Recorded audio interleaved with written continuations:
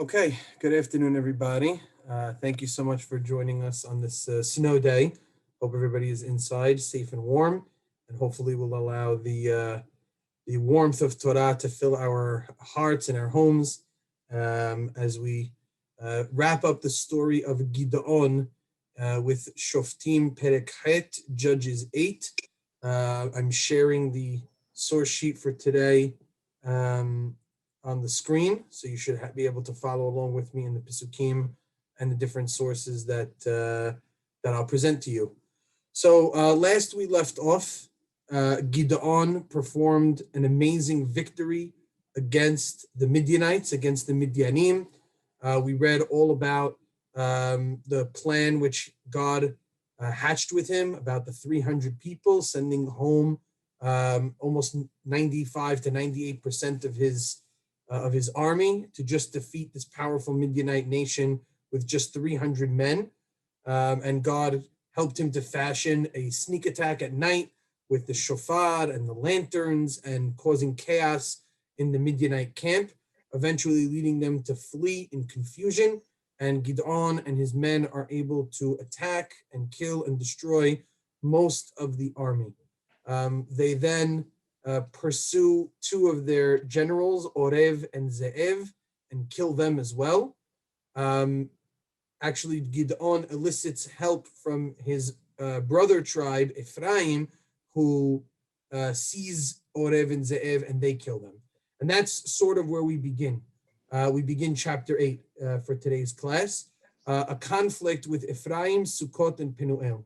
You'd expect that Gideon, after this masterful victory against the Midianites with just 300 people, would come back to joy, celebration, amazement, wonder at the eyes of the rest of the Jewish people. And yet we find that no such thing occurs, at least not at this point, until much later. The victory is not complete. The battle is not done. And as a result, there's factions of the Jewish people who are yet to be impressed by Gideon and his warriors. So let's begin reading in Shofetim Perek Het. Here, some of the reactions of the Jewish people to Gideon's battle. Gideon is met with opposition, as I mentioned. Vayomeru elav ish Ephraim, ma hadavar hazeh asita lanu. So the men of Ephraim, remember that Gideon comes from the tribe of Menashe. Menashe and Ephraim were brothers, but Ephraim has always been considered the more prominent of the two tribes, even though Ephraim was the younger brother, going all the way back to the days of Yaakov and Yosef, when Yaakov crossed his hands and gave the greater berachah to Ephraim over Menashe. We already from that point recognize that Ephraim is greater than Menashe, and they kept up this approach to the two tribes, that Ephraim was more important than Menashe. And so there's some brotherly competition there that's natural. And so when Gideon leads his tribe, Menashe, into battle and is successful over the Midianites, the people of Ephraim, who were only called at the very end of the battle to sort of clean up the rest of the mess with Orev and Ze'ev, are quite perturbed. They say, what is this that you did to us? Levilti kerot lanu, that you didn't call us to battle. Ki halachta lehilachem b'Midian, you went to fight against the Midianites. Vayrivun ito behozka. And Ephraim really comes hard at Gideon and the rest of his people from Menashe. They're very quarrelsome. They're very antagonistic towards Gideon, something we wouldn't have expected from someone who just had an amazing victory. Gideon, and this is his mastery as a leader, instead of coming back at them harshly and saying what most of us would want to say, and that is, what are you talking about? I just led us in an amazing victory. Keep your mouth shut. Who are you to come back at me? I'm the prophet. God talked to me, etc., etc. He takes the high road and he actually subverts himself under Ephraim. He says, Vayomer anehim. He says to them, Me'asiti ata kachem. He says to them, after all, what have I accomplished compared to you? I didn't do anything compared to you. You guys were really the ones who did everything. Halotov olelot Ephraim mi betzir Aviezer. Greater are the gleanings, the leftovers of Ephraim from the whole harvest of Aviezer. Remember that Aviezer is the family of Gideon. They come from Menashe. And so look at this amazing analogy that Gideon presents to the people of Ephraim. He says, greater is the leftovers, the gleanings, the olelot that Ephraim produces, the actions that you did just to get rid of Orev and Ze'ev at the end of the battle. That was greater than the whole harvest of Menashe. The whole harvest that we were able to produce in the rest of the battle doesn't compare to what you did. So this is what we like to call Hanupah. Gideon flatters the people of Ephraim to avoid any further fighting or animosity between the two, rather than butt heads, even though Gideon is probably in the right and Ephraim is in the wrong. Gideon placates them. He flatters them. He says, you did an amazing job. You did exactly what you were supposed to do. Your actions are greater than ours. And this works. In verse 3, in your hands, God put the Midianite ministers, Orev and Ze'ev. What could I have done like you? As a result, their anger and spirit against him weakened and calmed down when he spoke these words. Gideon was masterful in this conversation, recognizing that Ephraim had a sense of ego. They had a little bit of arrogance, a chip on their shoulder, if you will. And Gideon needed to recognize, is this the proper time to fight back? Is this the proper time to stand on ceremony and to make a big deal? Or can we simply humble ourselves and say, God has helped us. Let's try to avoid any kind of confrontation. I'll, smooth things over, speak nicely about them, prop up their accomplishments so that they feel like I'm feeding their ego, and we'll worry about anything else later. And apparently Gideon, and it seems like the text is telling us he did the right thing, felt that this was a moment for humility and for helping out the ego of Ephraim, not a time to create more strife as they're trying to get rid of and finish off their enemy. And so I think a lesson can be learned from that. Typically rabbis say not to flatter people, to not prop up their ego or their arrogance or give them a big head.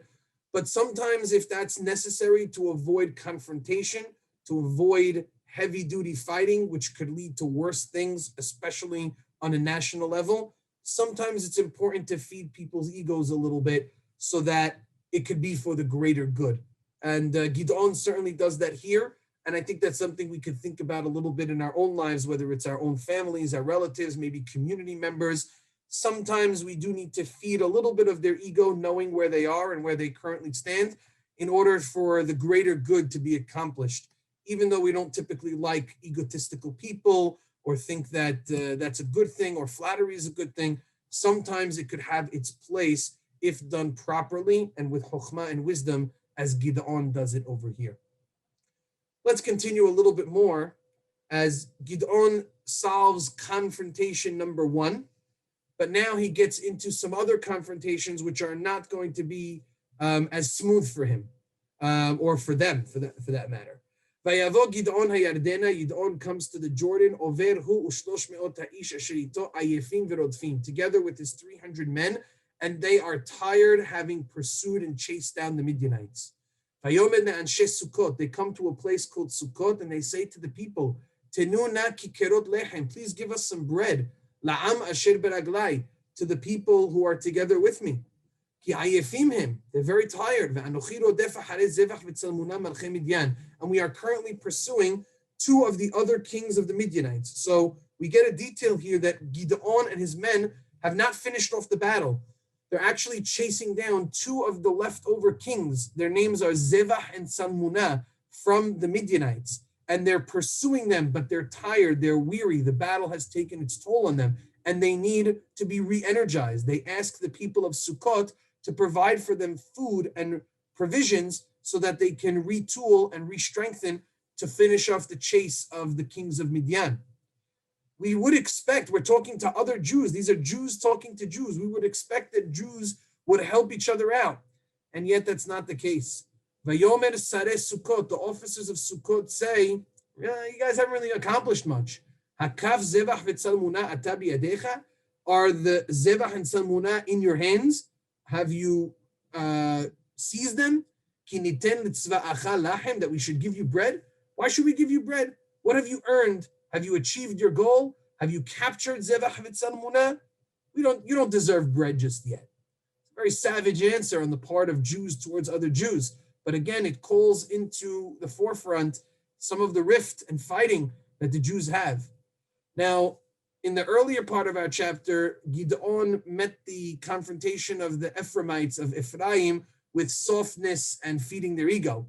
Here, Gideon was not going to be as nice, not willing to give up some bread to help a brother out, not doing chesed. That fate is much worse. Vayomer Gideon says to them in verse 7, Lachen betet Adonai et zevach ve'et tzalmunah biyadi, when in fact God does give me zevach and tzalmunah in my hand, v'dashti et besarchem, I will thresh your skin, et kotzeh hamidbar ve'et abarkanim, using thorns and other and briars and other sharp objects. In other words, Gideon says you're going to meet a brutal ending, the fact that you would not give us bread when we do, in fact, get zevach v'tzalmunah. Vaya'al misham Penuel vaydaber alehem kazot. Penuel comes, they come to Penuel. Hold on one moment, sorry. We were on Pasuk Chet. So Gideon and his army travel upwards to Penuel, to another place. Vaydaber alehem kazot, and they ask the same thing. And astonishingly enough, vaya'anu oto anshe Penuel ka'asher anu anshe Sukkot. The people of Penuel give the same response as the people of Sukkot. What have you done for us lately? Have you captured zevach v'tzalmunah? No bread for you. Pasuk Tet, Vayomer gamna anshe Penuel lemor beshuvi b'shalom etot et hamigdal hazeh. And Gideon answers the people of Penuel in kind, just as he answered the people of Sukkot, that when he returns peacefully with zevach and tzalmunah in his hand, he will destroy their tower and tear down their city as a result for punishment. So this whole first part of the chapter shows us that people were not enthralled with Gideon at the moment. Despite his amazing victory and what he was able to do, at least partially, against Midian, the people are still not rallying around him. Ephraim is upset that they didn't take a more prominent role in the war until Gideon placates them. And then two other Jewish cities are basically turning to Gideon and saying, you haven't really done much for us. We don't really care. You don't really deserve, in our eyes, to get bread and water until you chase down zevach v'tzalmunah. So why don't you get out of here? I mean, these are very hard verses to read. Jews not helping Jews, not giving basic sustenance. It calls into our minds that which other nations have done to us, like Moab and Ammon, who did not come out to greet us with bread and water as we left Egypt, but instead did not let us come through their land and made us go around the long way. So we here, Jews acting towards Jews, are acting with each other not as brothers, not as a unified nation, but rather almost as enemies, almost the way other goyim would act towards us. And this is heartbreaking for the reader of the text to see that this is how Jews were treating Jews in the times of the Shofetim. They could not do basic kindness and basic chesed that did not benefit them. If you were not deriving benefit directly from the victories of these Shofetim, if your life was not under threat, if the enemy wasn't attacking you, you basically conducted and went along with life as normal. Not only that, you were almost antagonistic towards anybody who tried to make a big deal over what the Shofetim were doing in saving and in helping Jews around the country. So the divide within the Jewish nation is getting ever more distant and ever more clear and apparent for us that we are not one nation at this time. We seem to be antagonistic towards each other, unwilling to help each other, and almost hurting each other actively because we just don't see the benefit that's in it for us. And this is very painful for the reader. It's painful for us to see, but to be quite honest, it's not something that we don't see in our own lives. How often are we unwilling to help Jews who might not look exactly like us, or who might be suffering from a problem that isn't our problem, or who might be struggling with something in a far off land and we don't necessarily see it. So, we say that's their issue, that's their problem. Call me when you have something that I need to get involved in.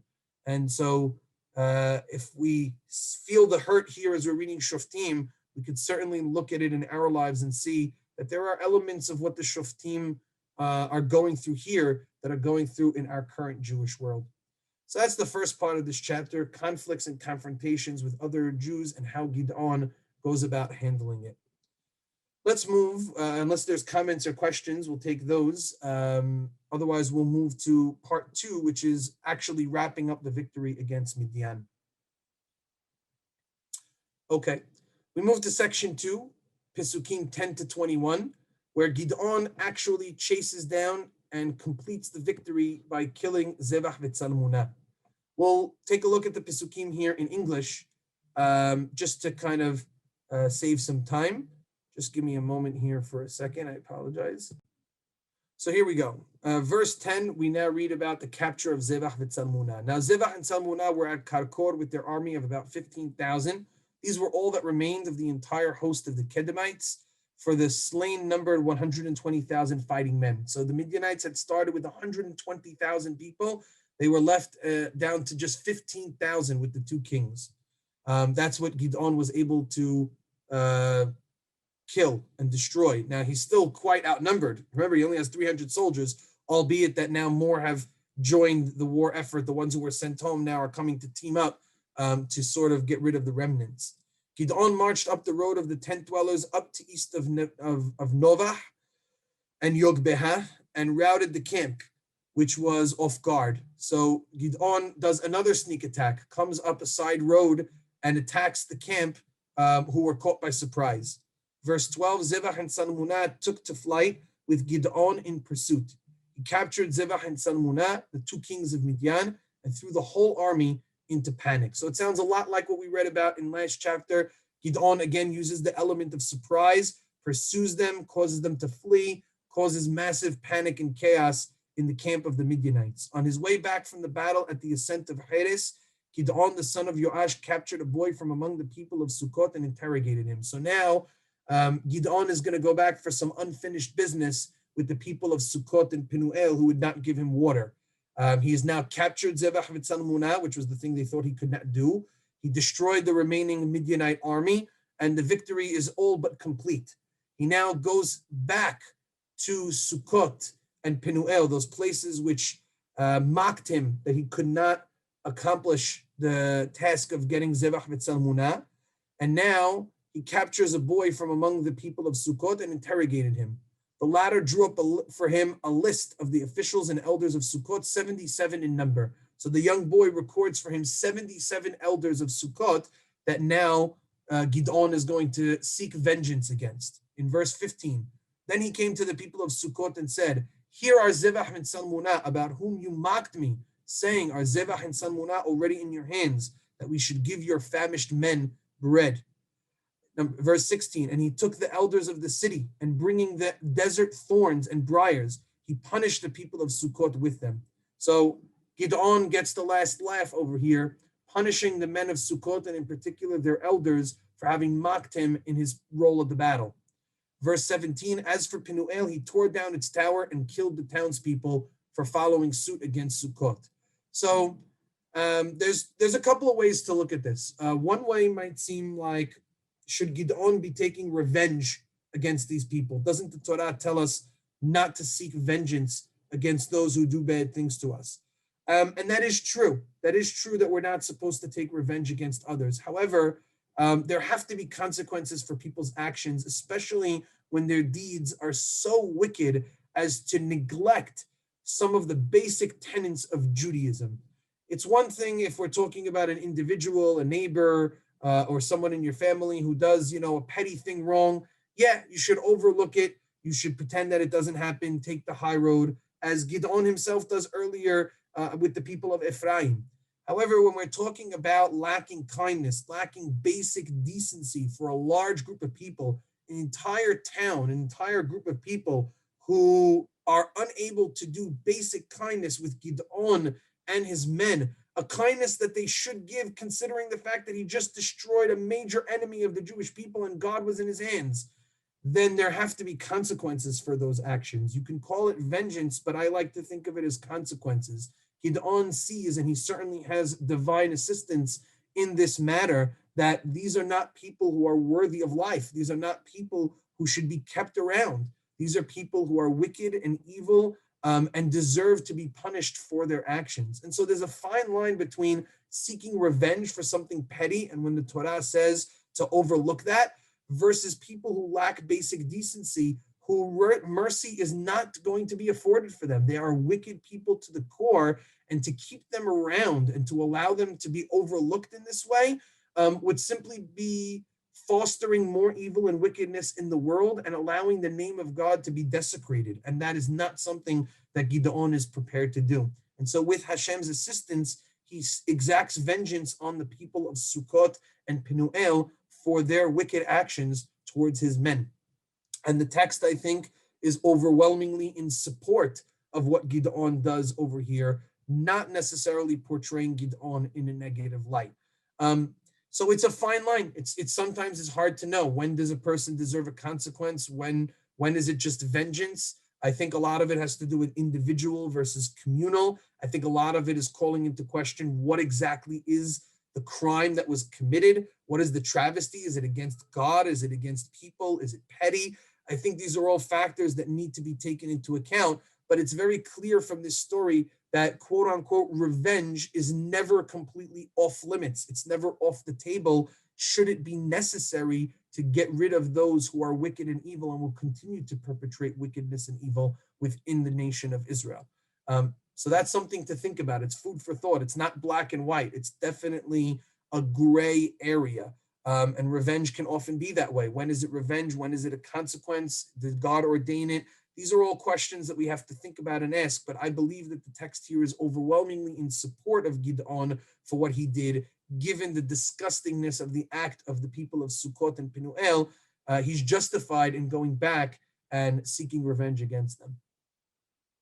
Any questions or comments on that little piece? Okay, let's wrap up this piece with a very enigmatic conversation that Gideon now has with the kings of Midian themselves. We're in verse 18. Then he, being Gideon, asked Zebah and Salmunah, those men you killed at Tabor, what were they like? So we don't have this detail. All of a sudden, we get a question from Gideon to Zebah and Salmunah that apparently these two kings of Midian killed members of the Jewish people at Har Tavor, at the mountain of Tavor. The mountain of Tavor was much more north from where the battle was. Our battle was at Har HaGilboa and the Moreh Valley, but Tavor is much more north. It was where Barak and Devorah were hanging out and what they were doing with the people of Asher and Naphtali up north.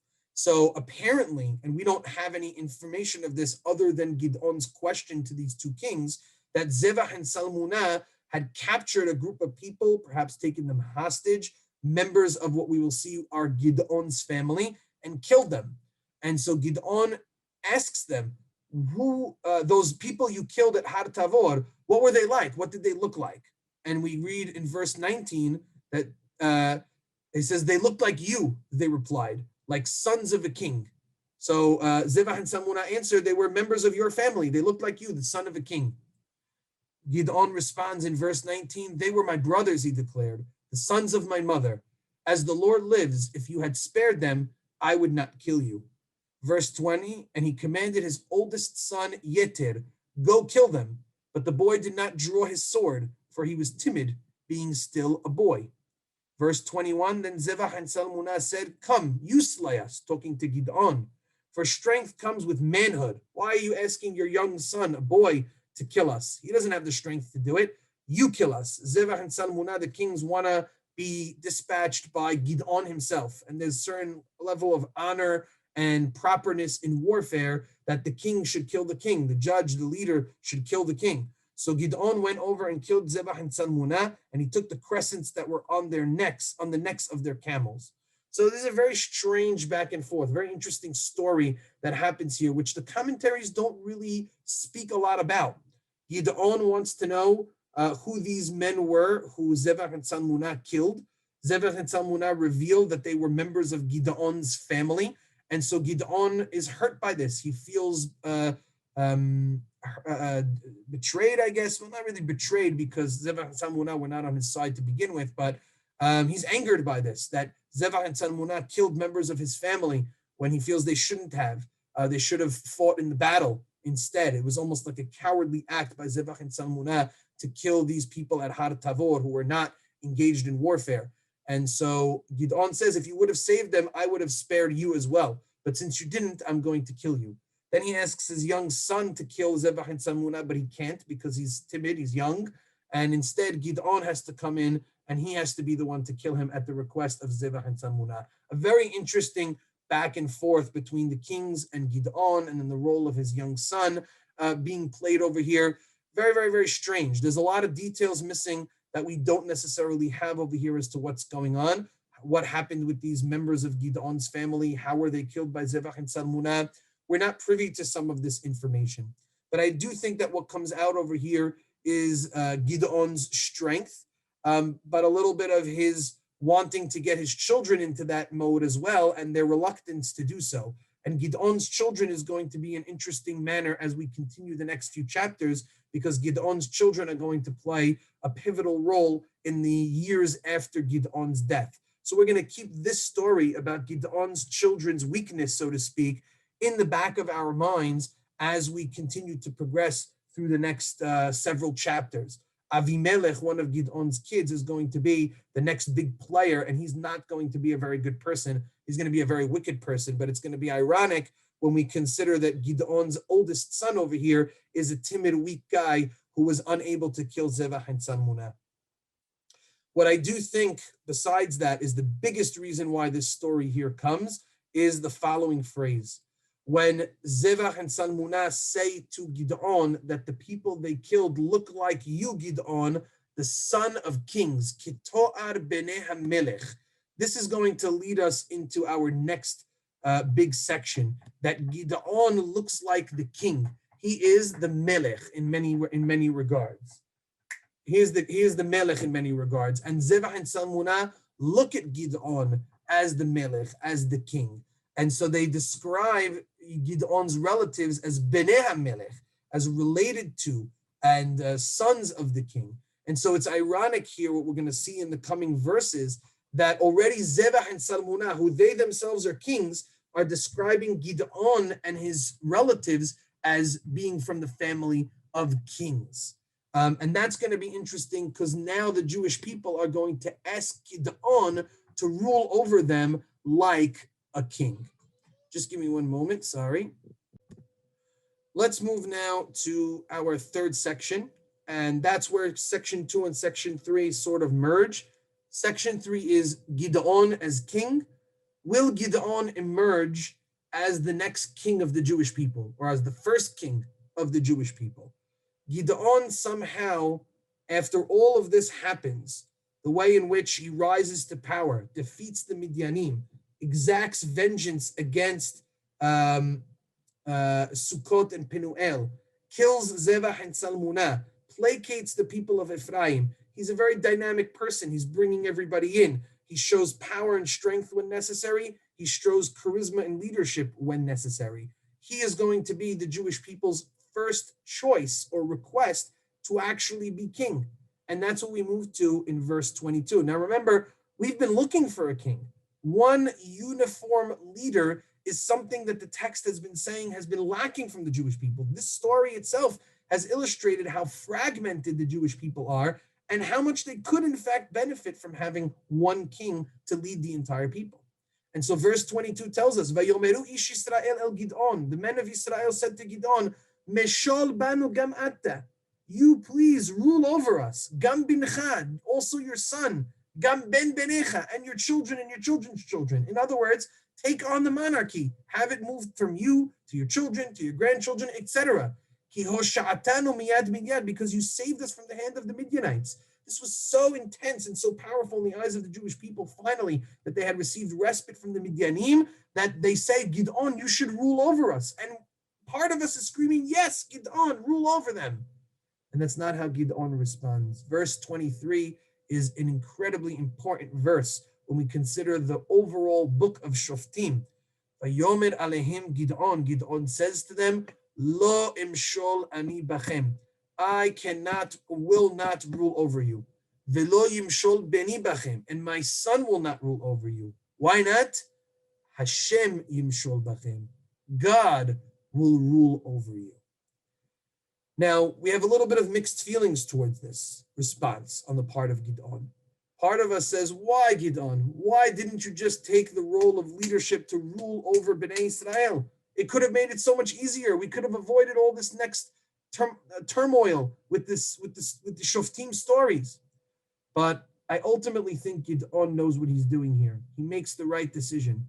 While we want to have a king, having a king has to come under the right conditions. And Gideon was brilliant in knowing that taking on a rule of king, being a monarch under this climate would not have worked out well for the Jewish people.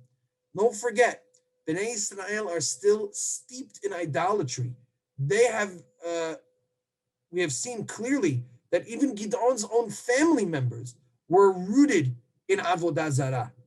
Gideon knows that should they get a king, and that king potentially could be abusive, which we will see his own children will be abusive as roles of Shoftim, it could plummet the Jewish people further and further into idolatry and into more and more problems.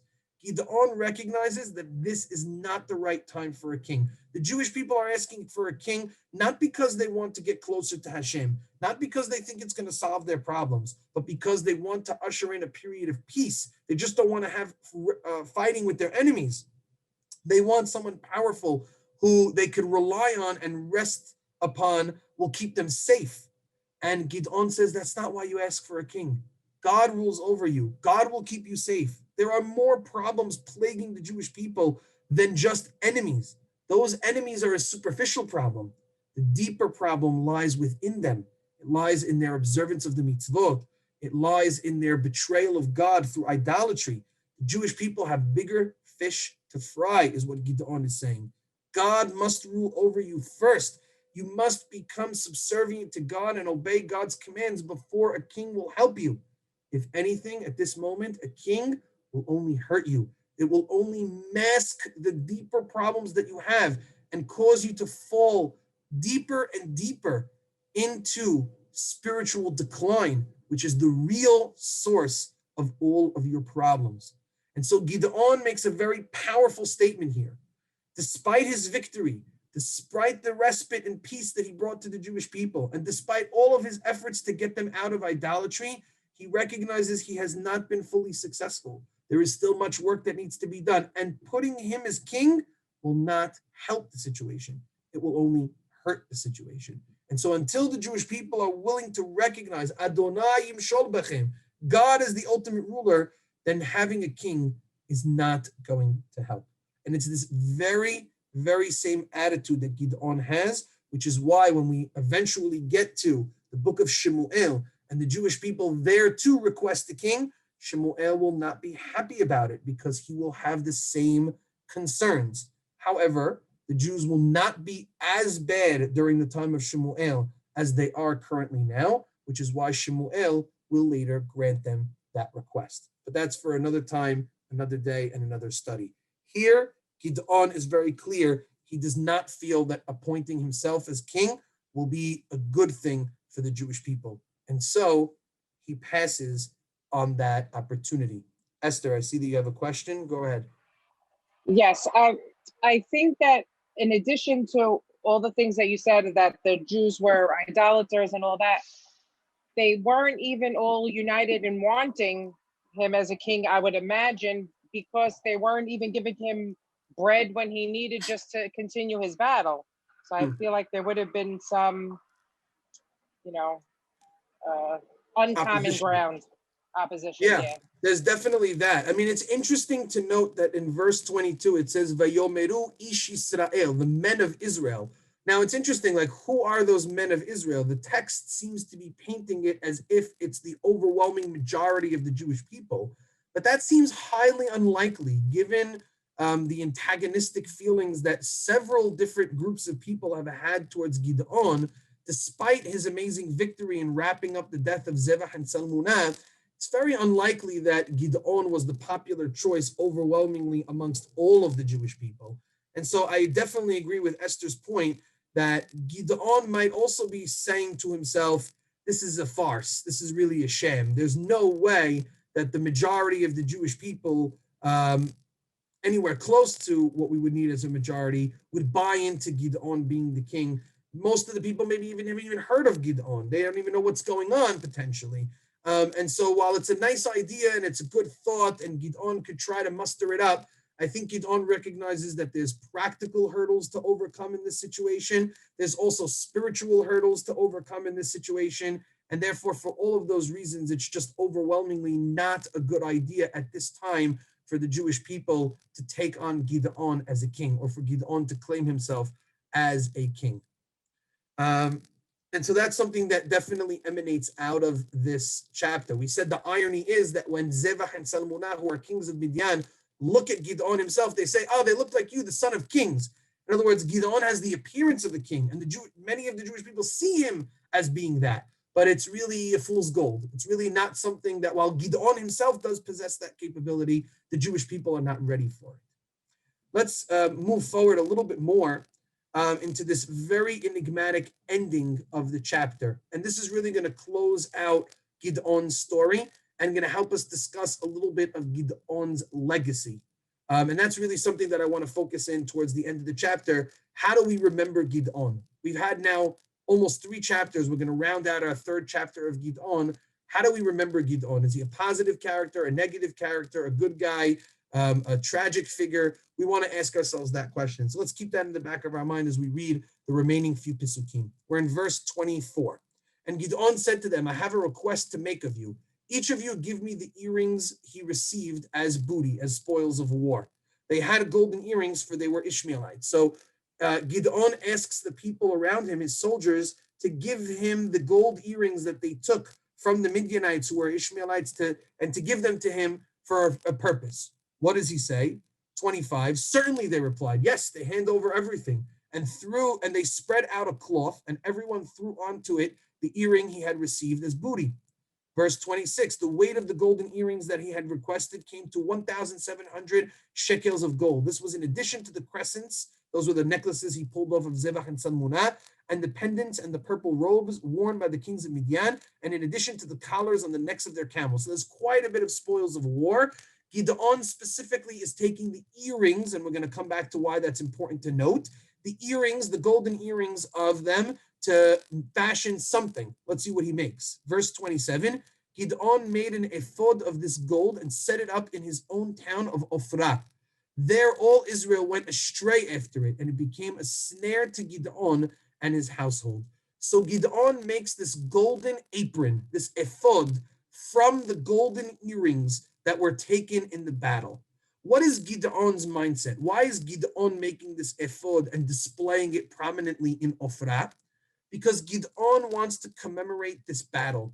He wants to memorialize the amazing acts of God in helping Gideon and his mere 300 soldiers defeat the entire Midianite army, including their multiple kings and generals.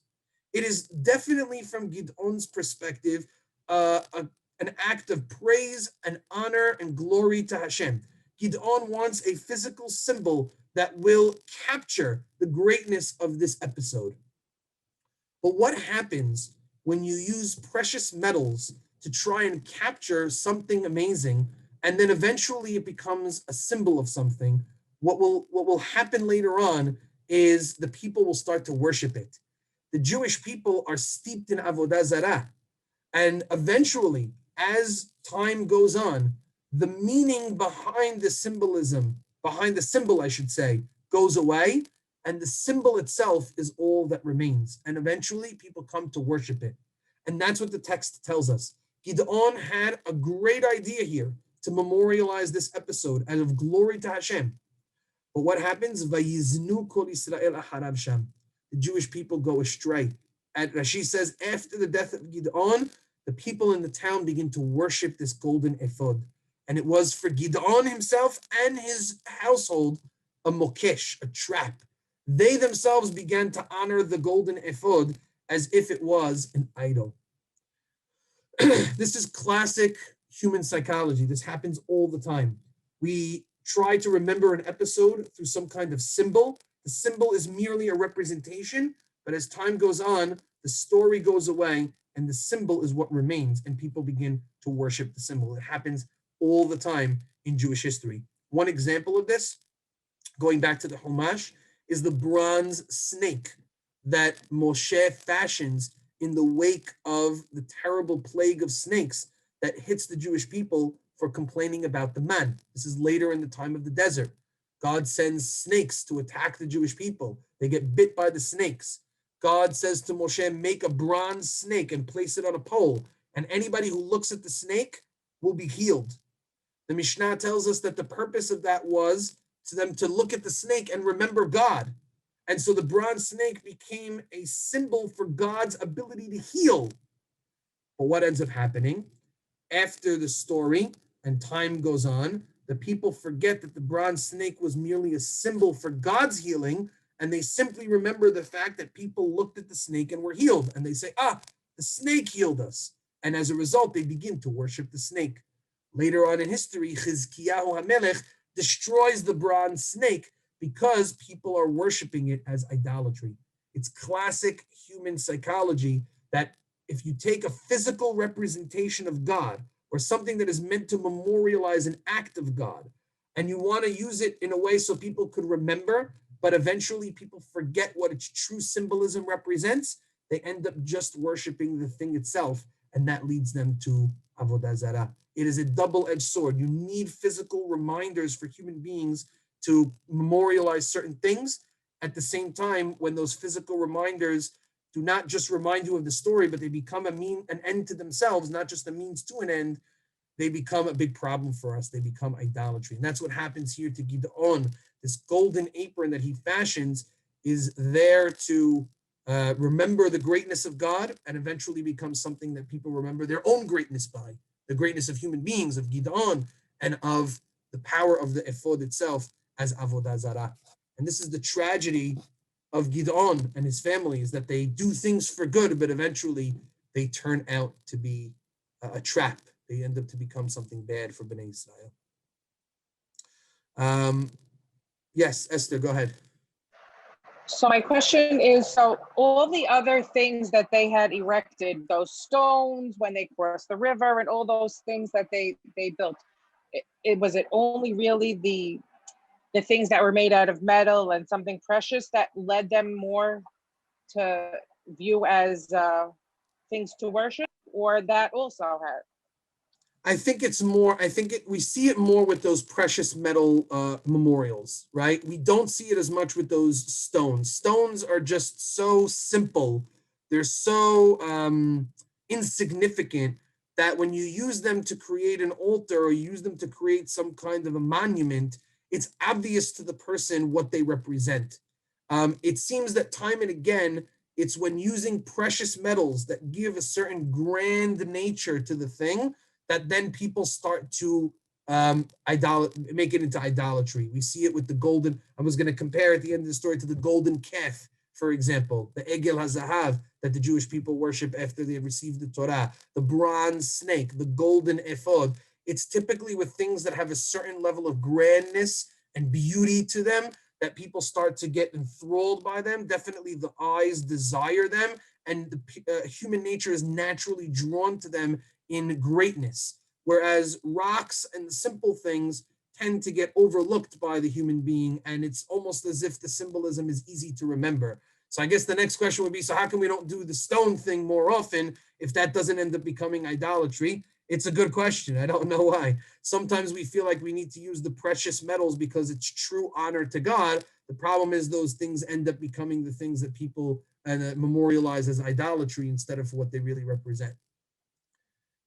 It's a little lesson, I guess, the difference between a simple rock and the gold. It's a lesson in materialism, in the falsehood of the beauty of the eye, is that the simple rock represents what we want, right?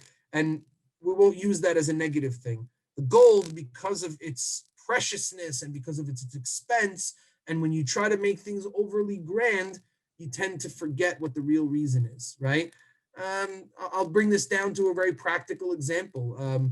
Sometimes we make very beautiful weddings or very beautiful parties. So, sometimes a simple party, people have been remarking to us, you have just a simple party, just friends and family, something a little subdued. People feel a little bit more of the true happiness because they're not blinded by all of the glitz and the glam that distract you from what the real purpose is that's going on over here, which is a couple getting together, a Brit Milah ceremony, the mitzvah that really takes center stage. Sometimes we glitz and glam it up so much that we distract everybody from what the star of the show is, which is the mitzvah and the ceremony that's taking place. And people can't help but divert their attention towards the ancillary things, the side things that are not as important. So I guess this is a lesson in, if we do things with gold and dress it up and go overboard, we can distract ourselves from what the reality is. Whereas if sometimes keeping things a little bit simple, keeping it modest, keeping it basic, actually has a much more profound outcome, because we're not distracted by those other things and we're able to really focus our attention on what really matters and what really counts. So maybe that's a lesson to kind of take away from comparing all of these different things together. In the end, Gideon does usher in a period of peace. Let's take a look at verse 28. Thus Midian submitted to the Israelites and did not raise its head again, and the land was tranquil for 40 years in Gideon's time. So Gideon ushers in a period of 40 years, and we've seen that number come about over and over again. 40 years is like a baseline for peace. 40-year period is a significant amount for the ushering in of peace. Verse 29, so Yerubbaal, son of Yoash, retired to his own house. Gideon goes home. Gideon had 70 sons of his own issue, for he had many wives. So now we're starting to set up the future chapters of who's going to succeed Gideon in the next chapters. Gideon had 70 children. How did he have 70 children? Because he had many, many wives. So he birthed children from multiple women. A son was also born to him by his concubine in Shechem, and he named him Avimelech. And Avimelech is critical because he's going to be the central figure in the next coming chapters. He is not going to be a positive figure. He's going to be somebody who we look upon with disdain. He's going to be someone who does some evil things. Verse 32, Gideon, son of Yoash, died at a ripe old age and was buried in the tomb of his father Yoash at Orpah of the Aviezrites, of the Mishpahat Aviezri. That was his family, and Menashe. After Gideon died, the Israelites again went astray after the Baalim, and they adopted Baal Berit as a god. The Israelites gave no thought to the Lord their God, who saved them from all the enemies around them, nor did they show loyalty to the house of Yerubbaal Gideon in return for all the good that he had done for Israel. So the chapter ends on a tragic note, as many of the previous chapters have ended. Each time we usher out a judge, we usher him out with becoming irrelevant, essentially. Despite all of the amazing things Gideon has done, the amount of repair he's tried to do for the Jewish people, saving them from their arch enemy, the Midianites, doing it in miraculous fashion, potentially becoming the next king of the Jewish people. Eventually, he refuses that. He does a bad thing at the end, building this fashioning this golden apron, which becomes a source of idolatry for his own family. The Jewish people spiral again out of control, and despite 40 years of respite, they go back to the top of the cycle, forgetting about Gideon, forgetting about Hashem, forgetting about all the great things that they did, adopting the idolatry, and sinking back again into that cycle where they're going to need somebody else to come and to save them. This time, however, it is not going to come so easily and so quickly. And so all of this promise, all of this goodness, a lot of high points in Gideon's career, but unfortunately, some low points, and really ending on a low point as we're ready to now venture into the next chapters in the aftermath of Gideon, really focusing on Gideon's children. I wanted to conclude with 2 points. One is first a quick comparison between the golden calf and the golden ephod, which I already started to hint to. We noticed that the golden calf, which was our first example of idolatry as a people, and the golden ephod, which also becomes a source of idolatry for our people, share many similarities and some differences. As far as similarities go, it was a golden object which was fashioned by a leader. In the case of the golden calf, it was fashioned by Aharon. In our case, it's fashioned by Gideon.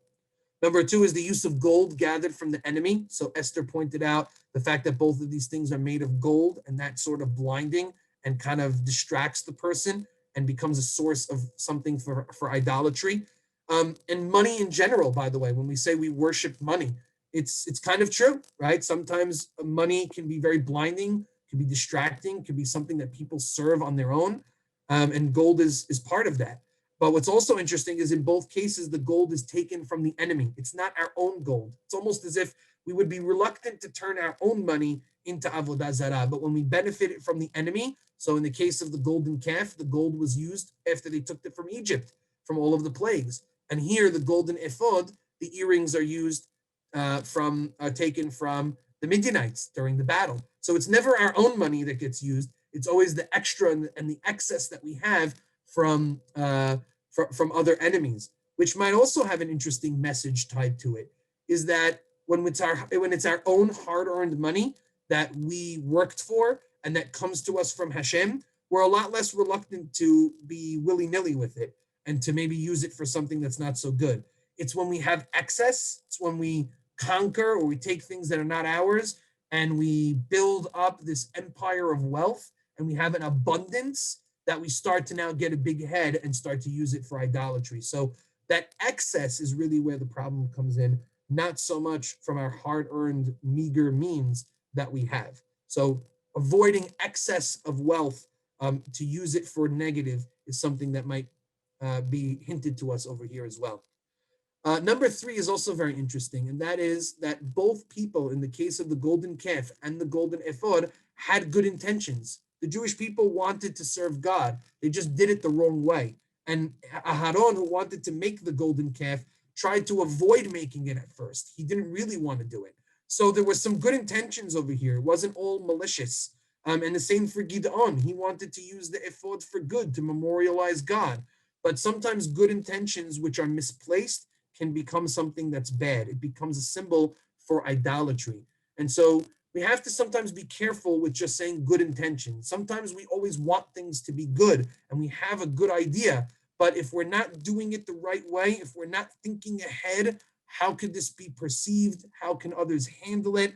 Could it be misconstrued? Could it be used for something negative? If we're not thinking ahead, then sometimes the things that we intended for good can end up becoming used for bad. And so that's another lesson to think about, that when we do something, especially if we're doing something that has some questionable roots, we really have to think about what those intentions are going to lead to later on. One interesting difference between the two, however, is the golden calf was demanded by the people.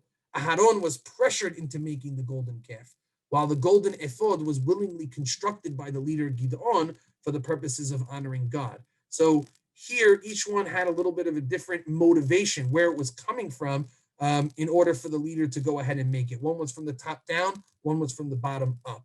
So there's all these different connections and symbolisms and relationships between the golden calf and the golden ephod, and gives us some important lessons about how we look at money, how we look at intentions, and how we make sure that our actions are going to be perceived the proper way down the road.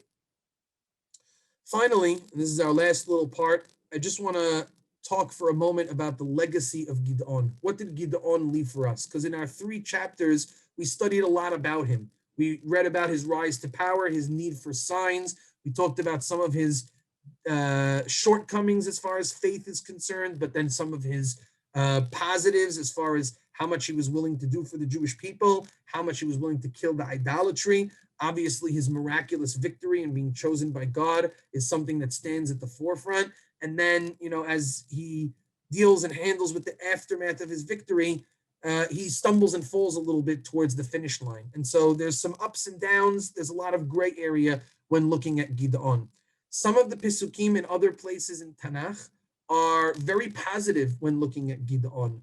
Take a look here in Shemuel Aleph, chapter 12, when the Jewish people ask for a king, and Shemuel's telling them, you don't need a king. You had great leaders. Who were some of those great leaders? Look at verse 11. Vayishlach Adonai et Yerubbaal. God sent Yerubbaal. Yerubbaal over here is Gideon because he fought with the Baal. He killed the Baal. So Shemuel puts Gideon into a category together with some of the other great leaders like Yiftach and himself Shemuel and others as people who help the Jewish people tremendously, and actually tries to use this as a way to deter them from having a king. And it makes sense that he would use Gideon as that, because that was Gideon's claim. Gideon said, you don't need a king. You don't need me as a king.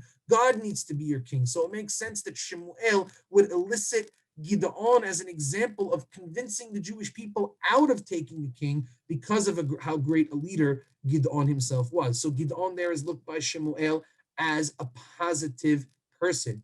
If we turn our attention to Tehillim, we see that in one Mizmor of Tehillim, Mizmor 83, Pei Gimel, the poet Asaph in this case is talking to God about helping the Jewish people overcome their enemies. Aseh lahem ki Midian, he says, deal with them as you did with Midian. This is talking about the story of Gideon. In verse 12, Shitemo nedivemo ke'orev v'chiz'ev. Treat them like great men.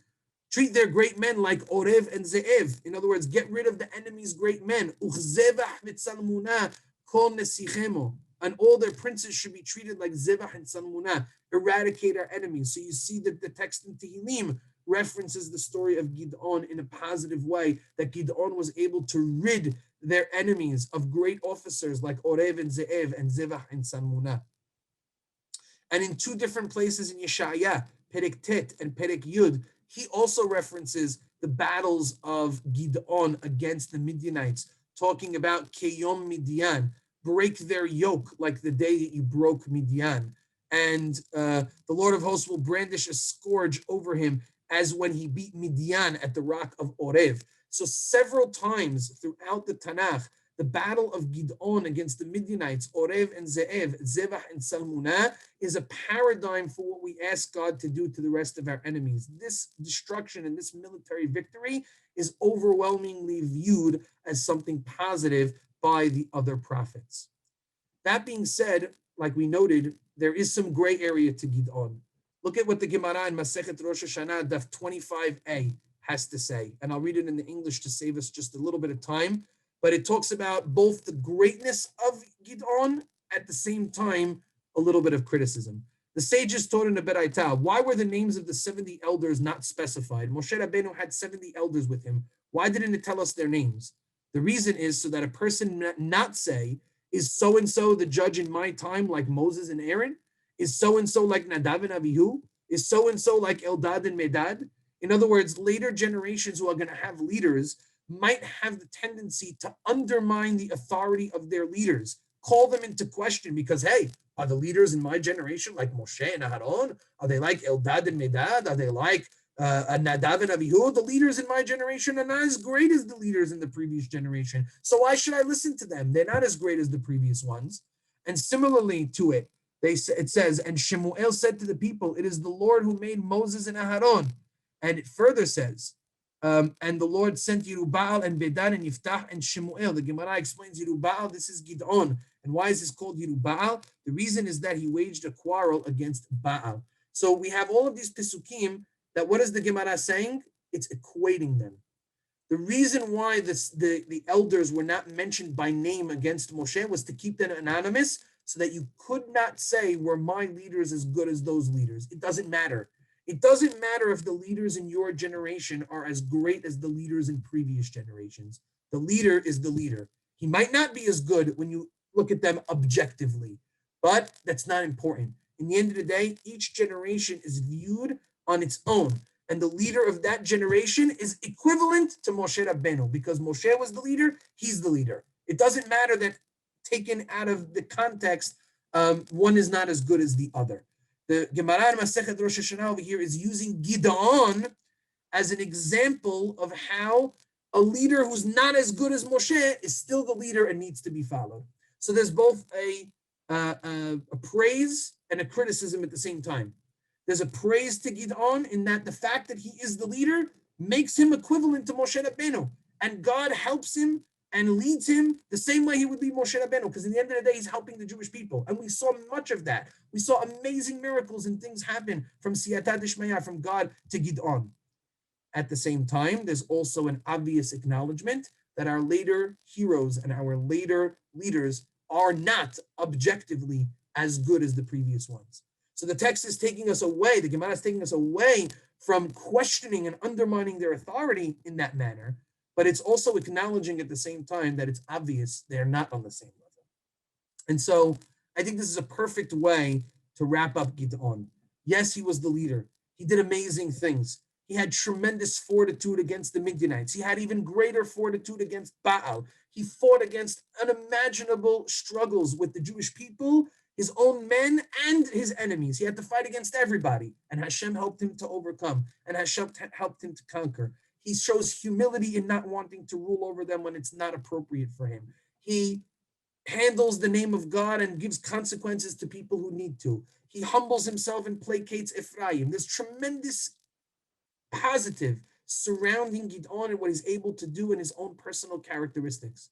And at the same time, there are some subtle criticisms. The fact that he needed so many signs, the fact that he's a little bit reluctant and hesitant to get into that battle at first, the fact that he makes the golden Ethod, which ends up becoming a struggle, the fact that his children are not going to follow in his footsteps, and the fact that we have to make him as good. He's not as good as our previous leaders. We have to make it as if he is as good. So there's so much positive, yet there's these subtle hints and criticisms that gray and muddy up Gideon's legacy, which I think so beautifully fits into everything about Shofetim. These are great men and women, great people who do tremendous things for Eretz Yisrael, but ultimately Am Yisrael is not worthy for them, is not worthy of them, and is not able to seek a period of complete and total peace through them.